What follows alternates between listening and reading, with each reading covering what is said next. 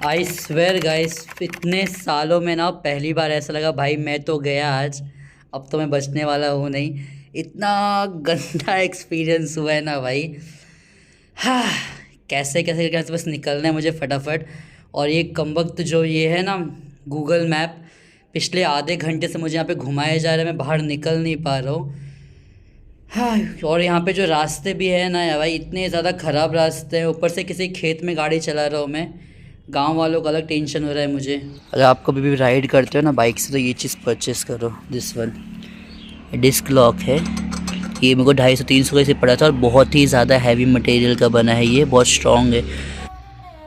So hey what's up everybody, I am Praveen Singhania and welcome back my YouTube channel. I hope आप लोग बहुत ज़्यादा मस्त हो गए, मज़े में लाइफ में से ग्रोथ करते रहोगे। सो गाइज़, हम अभी है यहाँ पे छत्रपति संभाजी नगर में कृष्णेश्वर टेम्पल के पास में हमारा स्टे है। मैं नहा धो के फ्रेश हो गया हूँ। इससे पहले हमने एलोरा केव्स का व्लॉग ख़त्म किया था।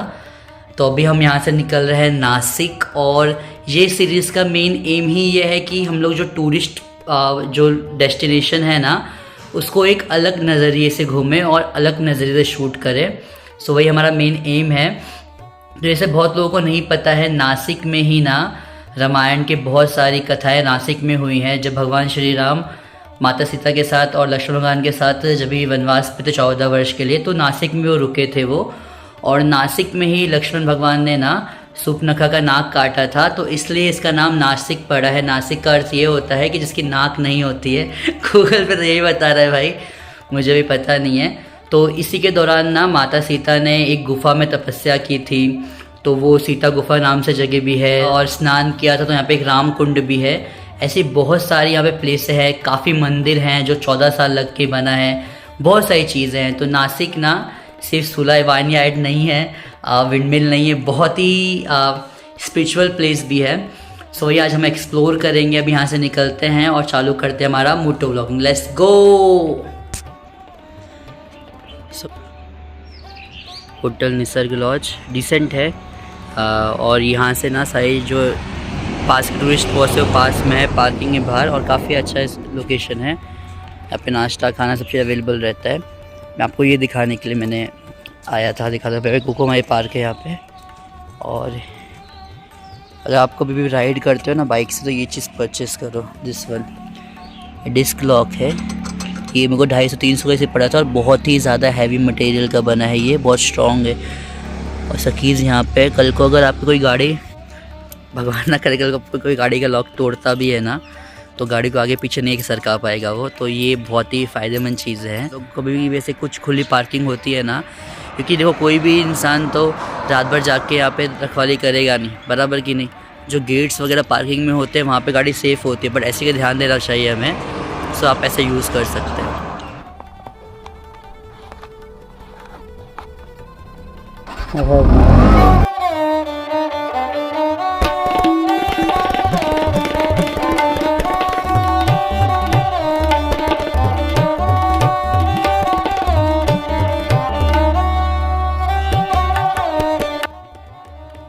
सो गाइज़, हम निकल चुके हैं चेकआउट करके नासिक जाने के लिए। और जो ये रूट है ना, यही रूट से श्री कृष्णेश्वर ज्योतिर्लिंग टेम्पल जा सकते हैं हम, और एलोरा केव्स भी। और अभी यही क्रॉस करके हमें जाना है। और आपको मैं एक चीज़ बताऊं कि ना, जैसे बोला जाता है ना कि आप जो सोच रहे हो वो हो रहा है तो अच्छी बात है, पर जो आप सोच रहे हो वो नहीं हो रहा है तो और भी अच्छी बात है। ऐसा मैं क्यों बोल रहा हूँ मैं आपको बताता हूँ, वेट। मैंने ना 4 डेज़ का बैकपैक किया था बनारस जाने के लिए। और बनारस जाने का ना मेरा मेन एम ही ये था कि वहाँ पर जाके मैं ज्योतिर्लिंग टेम्पल जो है उसका दर्शन करूँगा और गंगा आरती अटेंड करूँगा। पर मेरा टिकट ना लास्ट मोमेंट पर कैंसिल हो गया, वेटिंग लिस्ट में लगा था मेरा टिकट। और फर्स्ट टाइम मैं ट्रैवल कर रहा था ट्रेन से, तो जब मेरा टिकट कैंसिल हुआ ना तो उसके बाद मेरा जाने का मन ही नहीं किया। तो वही सेम बैकपैक मैंने डाल दिया सब टॉप बॉक्स में, और मैं जस्ट स्टे के लिए निकला लोनावला के लिए। पर भगवान का आशीर्वाद देखो, हम यहाँ पर आके ऐसा ट्रिप का प्लान बनता गया कि हमने यहाँ पे कृष्णेश्वर ज्योतिर्लिंग का दर्शन किया, और अभी हम नासिक जा रहे हैं वहाँ पे गंगा आरती अटेंड करने। ये सब कुछ भी प्लान नहीं था, ये सब जस्ट होते चला गया। इसलिए बोलते हैं कि आपसे अच्छा प्लान जो गॉड ने आपके लिए बनाया है वो रहता है। भाई आई स्वेर मैंने इतना ट्रैवल किया है ना, पर मुझे आज फर्स्ट टाइम ऐसा एक्सपीरियंस हुआ कि मुझे लगा था भाई आज मैं बचूंगा नहीं, और मेरी मम्मी अभी व्लॉग देख के भड़केंगी, पर डोंट वरी मैंने सब संभाल लिया है। क्या हुआ ना यार कि यहाँ पे एक रेलवे क्रॉसिंग था जहाँ पे वर्कर लोग ने काम किया, जिसके चक्कर में मुझे वो क्रॉसिंग करने मिला नहीं। तो गांव वालों ने बोला आप यहाँ से जाओ, और पिछले आधे घंटे से यहाँ पे राइड में कर रहा हूँ और रास्ता ख़त्म होने का नाम ही नहीं ले रहे।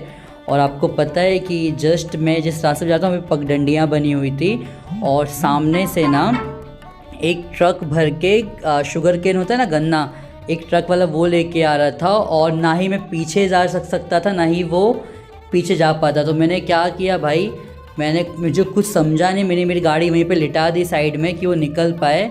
और मेरे पास टॉप बॉक्स लगा था, उसको शुगर कैन ना एकदम शार्प एज पे कटे हुए थे, और मेरे टॉप बॉक्स में भाई वो चीरते हुए निकला। बस मैं गॉड से प्रे कर रहा था कि इसका ना टायर स्लिप ना हो पगडंडी पे से। अगर वो स्लिप होता ना भाई तो सीधा मेरी गाड़ी पे आता था। हालत पूरी ख़राब हो गई थी। और उससे ज़्यादा आप ये देखो एक बार यहाँ पे मैं कैसे कैसे जगह राइड कर रहा हूँ, आपको कैमरे में दिख रहा है कि पता नहीं, इतना ज़्यादा दिमाग ख़राब हो गया है ना। किसी के खेत में मैं गाड़ी चला रहा हूँ पिछले आधे घंटे से, और मेरे को बाहर जाने का रास्ता मिल नहीं रहा है, और ये प्रॉपर गूगल मैप मुझे यहाँ पे गाड़ी चलवा रहा है भाई। हाँ, ऊपर से जो ये रास्ते हैं ना यार, ये रास्ते इतने ज़्यादा ख़राब है, इतने बड़े बड़े पत्थर हैं यहाँ पे। और गाड़ी अगर सिर्फ गाड़ी और मैं रहूँ तो एक टाइम पे संभाल भी लूँ, टॉप बॉक्स में सामान भरा पड़ा इतना सारा। मेरा दिमाग बहुत ख़राब हो गया है भाई। बस यहाँ से मैं निकलूँ कैसे भी करके। और वन ऑफ द बैडेस्ट जो होता है ना ट्रिप एक्सपीरियंस, ये मेरा बनते जा रहा है। पर ठीक है, कुछ ना कुछ चीज़ें सीखने मिलती है। बस यहाँ से पहले बाहर निकलूँ मैं, फिर आपसे मिल के बात करता हूँ। फाइनली गाइज़, इतनी देर यहाँ पर ड्राइव करने के बाद ना मुझे सामने सड़क दिख रही है, और आज जाके मुझे मालूम पड़ रहा है जो बचपन में हम देखते थे ना man versus wild, Bear Grylls, उसको रोड देखने में इतनी खुशी क्यों मिलती थी, आज मुझे वो मालूम पड़ रहा है भाई। इतना ज़्यादा सुकून मिल रहा है ना। ये कोई दिक्कत वाली डर वाली बात नहीं थी, पर बात ये थी ना कि दूर दूर तक कोई भी नहीं, और मैं लोगों के खेतों में गाड़ी चला रहा हूँ भाई। कल को गांव वालों ने रोक लिया कि भाई क्या कर रहे हो क्या नहीं कर रहे हो, दिक्कत हो जाती, समझ रहे हो ना आप। पहले गाँव एरिया है इधर पे। हाँ भाई, थोड़ा इधर ब्रेक लूँगा, पानी नहीं पीऊँगा, फिर आगे निकलूँगा। मेरा सर तो एकदम पूरा गरम गरम हो गया है। हाँ, मेरा कैमरा ऑन नहीं था, नहीं तो फिर आपको मैं एक्सपीरियंस करवाता था जो मैंने अभी एक्सपीरियंस किया है। क्रेज़ी भाई, क्रेज़ी, बहुत ज़्यादा हालत ख़राब हो गई मेरी भाई। हाँ, हर हर महादेव। सो फाइनली गाइज़, हमें राइड करते हुए 3 घंटे हो गए, और उसके बाद मैंने व्लॉग ही नहीं किया था। मैं बोला सिर्फ अभी राइड करूँगा।